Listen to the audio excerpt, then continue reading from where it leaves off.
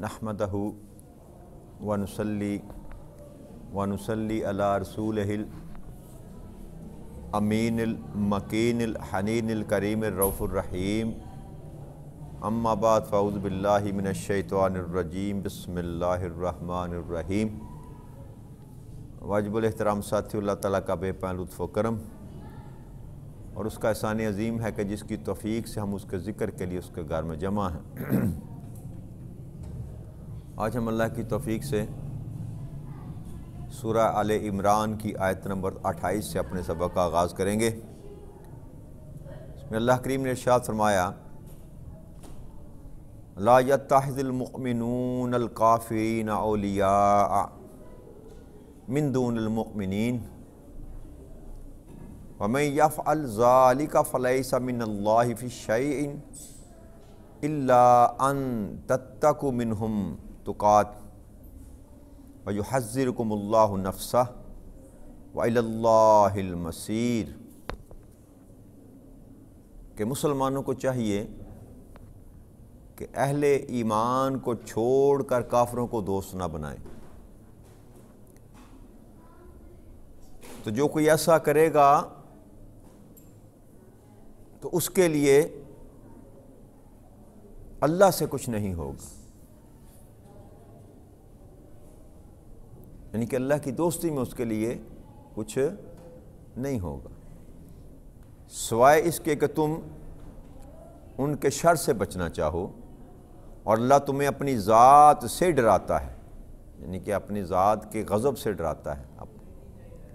اور اللہ ہی کی طرف لوٹ کر جانا۔ تو یہ آیت کریمہ جو ہے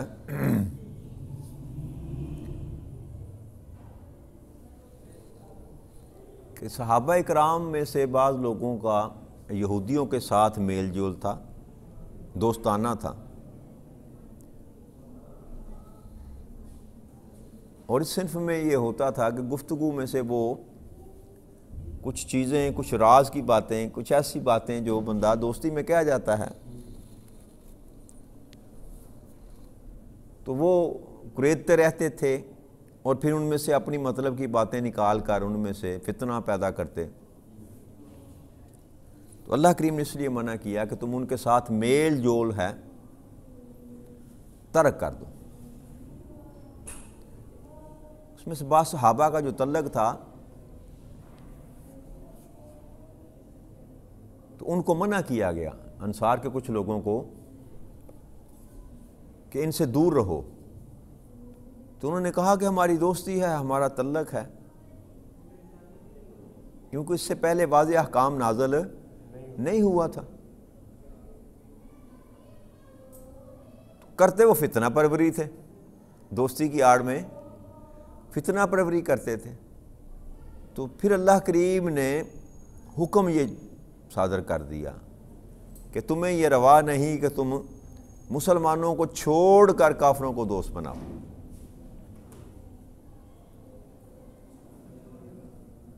اور اگر تم مسلمانوں کو چھوڑ کر کافروں کو دوست بناتے ہو تو پھر یہ سمجھو کہ پھر میرے پاس تمہارے لیے دوستی کا کوئی سامان نہیں ہے، سوائے اس کے کہ تم ان کے شر سے بچنا چاہو۔ یعنی کہ یہ دارالکفر میں اگر آپ ہیں، یعنی کہ جہاں پر آپ کی حکومت نہیں ہے، تو وہاں پر یہ ایکسیپشن دی جا سکتی ہے کہ آپ ان کے ساتھ تعلقات رکھیں، میل جول رکھیں، لیکن میل جول کا مطلب یہ نہیں ہوتا کہ دوستی رکھیں۔ میل جول اور چیز ہوتی ہے، یعنی کہ معاشرتی بائیکاٹ نہ کریں ان کے ساتھ۔ ایک معاشرے میں رہتے ہیں، ایک محلے میں رہتے ہیں، ایک شہر میں رہتے ہیں، تو معاشرتی بائیکاٹ کا حکم نہیں دیا جا رہا۔ کافروں کے ساتھ، یہودیوں کے ساتھ، نصرانیوں کے ساتھ معاشرتی بائیکاٹ، جنہوں پنجابی کے اندر حکا پانی بند کرنا، اس کا حکم نہیں دیا جا رہا۔ حکم دیا جا رہا ہے کہ دوست نہ بناؤ ان کو، جرانہ نہ لگاؤ ان کے ساتھ۔ دوستی جب ہوتی ہے تو انسان کا راز جو ہے وہ بھی راز، بندہ دوستی میں کر جاتا ہے باتیں، اور آپ تو خلوص کے ساتھ کسی کو دوست اپنا بناتے ہیں، لیکن یہ آپ کے پاس کوئی پیمانہ نہیں کہ آپ ناپ سکیں گے اگلا بھی آپ کا جو ہے مخلص ہے کہ نہیں ہے۔ تو ایمان والے کے شر سے تو بچا جا سکتا ہے اگر صاحب ایمان کے ساتھ دوستی ہو، تو کچھ نہ کچھ تو کلمے کا، اللہ کے رسول کا ہی حیا کرے گا۔ لیکن جو ہے ہی آپ کے دین کا دشمن،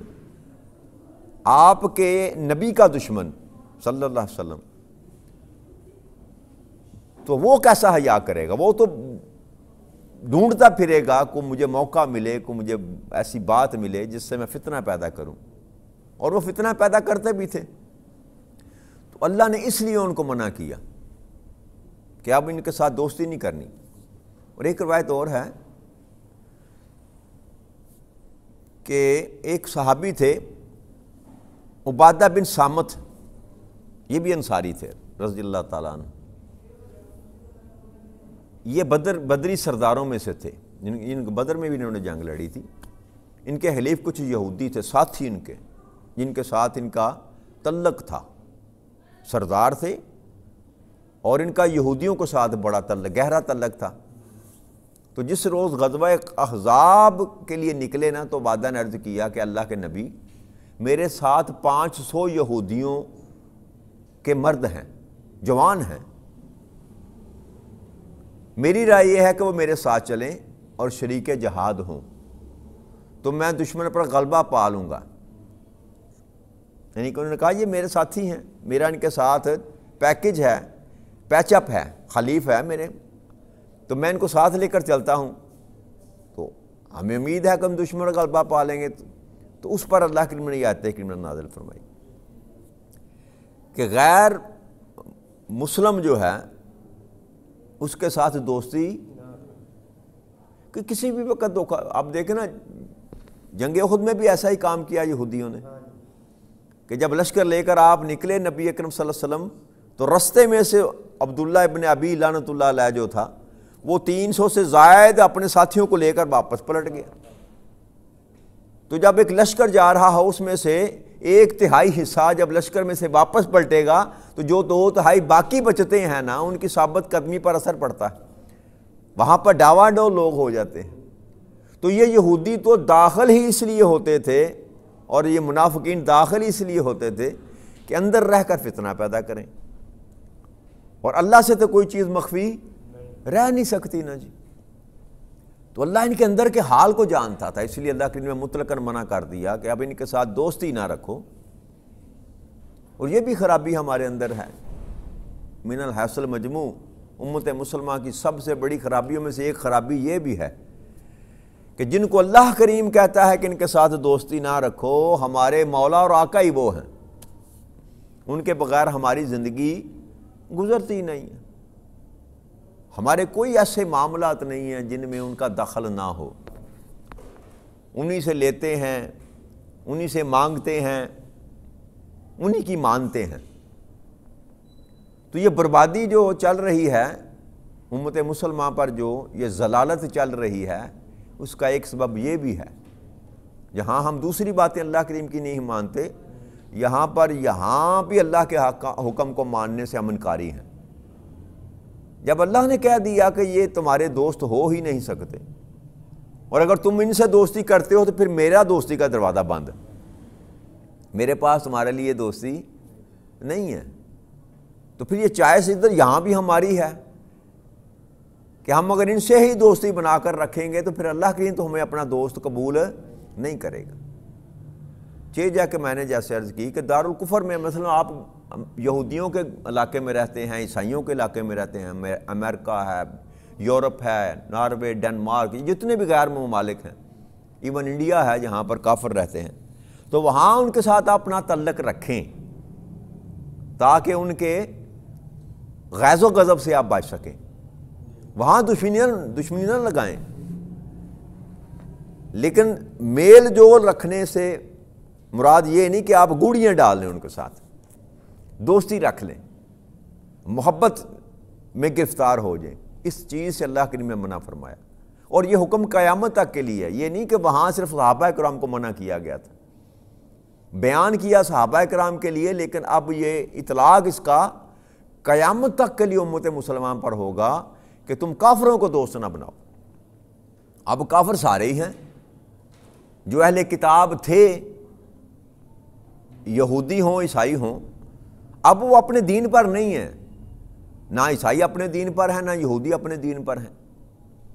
اور جب آقا کریم صلی اللہ علیہ وسلم کو ماننے سے انکار کر دیا تو پھر وہ بھی کافر ہو گئے،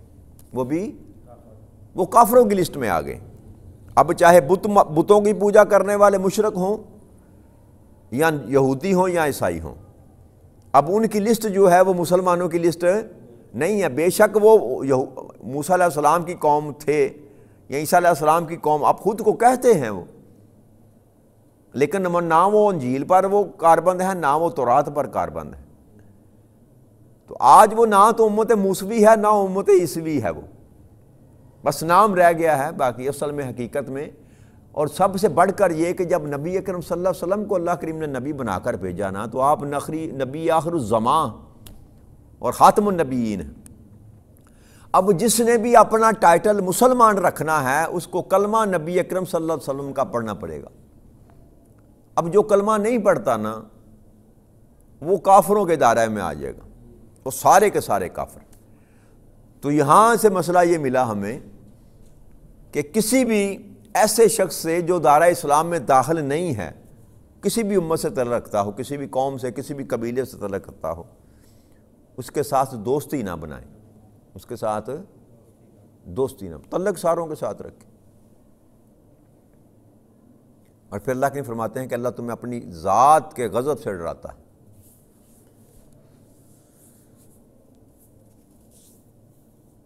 کہ یعنی وہ جو آخرت کا معاملہ ہے نا، اللہ کریم اس سے تمہیں ڈراتا ہے کہ تم دنیا میں جو بھی کرتے پھرو، جھوٹ مکر فریب کر بھی لو، اگر تمہیں یہ جو گمان تمہارا ہوگا کہ ہر وقت کہیں مجھے رب دیکھ تو نہیں رہا نا، میں کسی کے ساتھ دوستی لگا بھی لوں جی،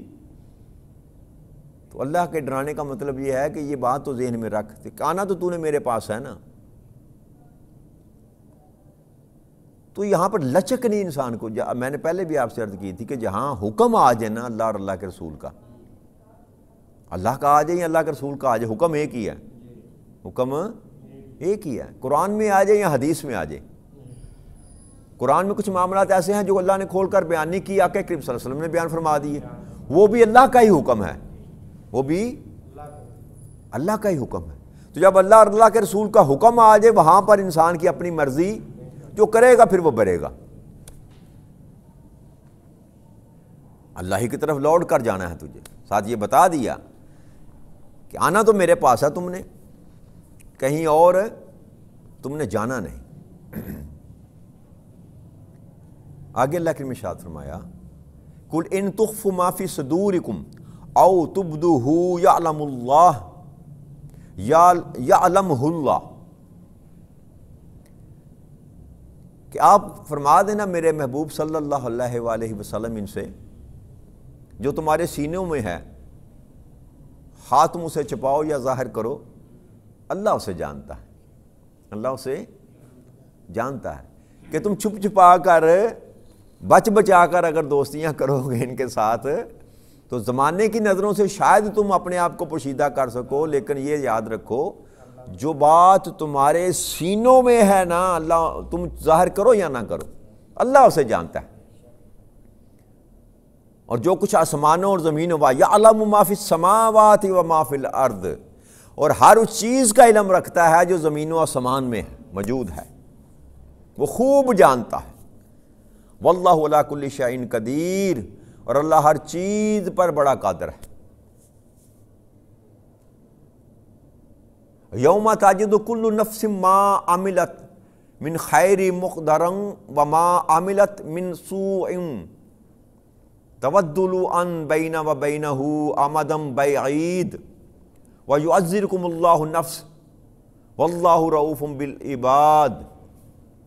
جس دن ہر جان ہر اس نیکی کو بھی اپنے سامنے حاضر پا لے گی جو اس نے کی تھی، اور ہر برائی کو بھی جو اس نے کی تھی، تو وہ آرزو کرے گی کاش میرے اور اس برائی کے درمیان بہت زیادہ فاصلہ ہوتا۔ اور اللہ تمہیں اپنی ذات سے ڈراتا ہے، اللہ بندوں پر بڑا مہربان ہے۔ ساتھ ہی اللہ کریم نے یہاں یہ اس دن کی بات کی کہ جس دن تجھے یعنی کہ جو تو چھپا کر کرے یا ظاہر کرے، اللہ کریم فرماتے ہیں کہ جب تو میری طرف پلٹ کر آئے گا تو کوئی چیز مخفی نہیں رہے گی، ہر ایک نیکی بھی جو ہے وہ تیرے سامنے آ جائے گی اور ہر ایک برائی بھی تیرے سامنے آ جائے گی۔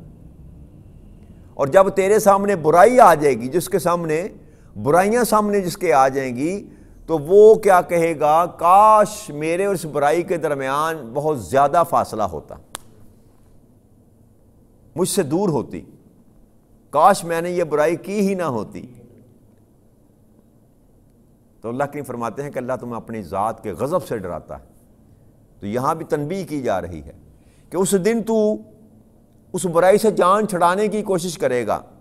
اور یہ تو آرزو کرے گا،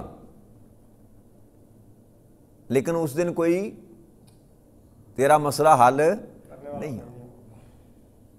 کرنا ہے جو بھی کرنا ہے انسان نے اس زندگی میں کرنا ہے۔ حضرت عدی بن حاتم رضی اللہ تعالیٰ روایت کرتے ہیں کہ آقا کریم صلی اللہ علیہ وسلم نے فرمایا کہ تم میں سے کوئی شخص ایسا نہیں کہ اللہ تعالیٰ قیامت کے دن اس سے بات نہ کرے، اور اس دن اللہ اور بندے کے درمیان کوئی تیسرا ترجمان نہ ہوگا، ایک خدا کی ذات ہوگی، اللہ ہوگا، اور اس کے سامنے وہ بندہ کھڑا ہوگا جس کا حساب و کتاب ہوگا۔ تو آقا فرماتے ہیں کہ پھر بندہ جب اپنی دائیں طرف دیکھے گا تو اس کو اپنے اعمال نظر آئیں گے، وہ بائیں طرف دیکھے گا تو اپنے اعمال نظر آئیں گے، اس کو اپنے اعمال کے سوا اور کچھ نظر نہیں آئے گا، اور اپنے سامنے جب وہ دیکھا تو دوزخ نظر آئے گی اسے اب دوزخ دکھائی جائے گی۔ حساب و کتاب کے وقت دوزخ انسان جب سامنے نظر دلائے گا تو سامنے دوزخ کا الاؤ جل رہا ہوگا، دہک رہے ہوں گے اگر۔ تو آقا کریم صلی اللہ علیہ وسلم نے فرمایا کہ اگر کسی میں اتنی استطاعت ہو نا، طاقت اتنی بھی استطاعت ہو کہ وہ خود کو کھجور کا ایک ٹکڑا دے کر دوزخ کی آگ سے بچا سکے تو اسے چاہیے کہ ایسا کرے۔ کہ جو انسان کے بس میں ہے نا، کہنے کا مقصد یہ ہے کہ انسان کے بس میں جو کچھ بھی ہے، کھجور کا ایک ٹکڑا دینے سے مراد یہ ہے کہ کچھ بھی نہیں اگر تیرے پاس کائنات میں،